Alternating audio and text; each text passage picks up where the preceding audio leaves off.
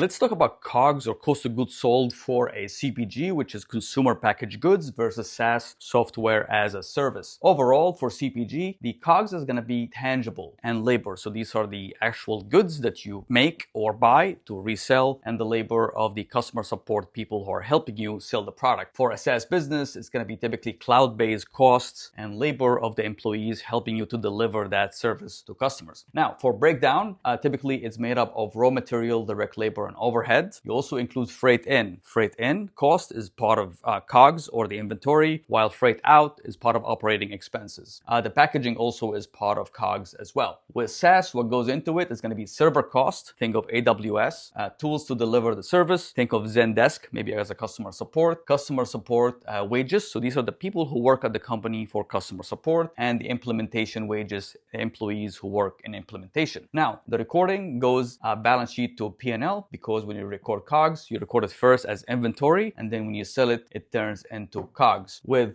SaaS business, you have a similar item here. So we have fixed assets. Sometimes if you acquire a license, a software license, the breakdown of that is going to break down into COGS over the years. But you also have some COGS that gets recorded directly into COGS. These are things like wages for customer support and implementation wages. The timing, you record when the goods are sold. So when sold is when you record the CPG COGS. And for SaaS business is when the service is delivered to the customer. So if you have a multiple year contract, you have to amortize it over the period that you deliver the service to the customer. With gross margin, typically the COGS are high with CPG, which means that the gross margin is going to be lower, typically between 20 and 40%. While with a SaaS business, you have lower COGS, typically with a high gross margin between 70 and 90%. Now, common mistakes when it comes to COGS, you have a waste when it comes to CPG. So you have expired goods, stolen goods if you don't have good controls, and misclassification of freight. Sometimes you classify the freight out as COGS while it should be OPEX. Common mistakes with a SaaS COGS is going to be the misclassification of customer success. Customer success typically is a selling function, shouldn't be part of COGS.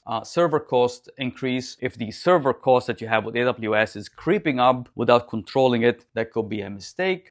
Revenue share, if you're recording a revenue share under COGS while the partner is only helping you with the marketing aspect of the service, it shouldn't be part of COGS, and it should be a selling cost, part of OPEX. This has been a Finance Bite. If you are interested in hearing more of these, subscribe to the channel.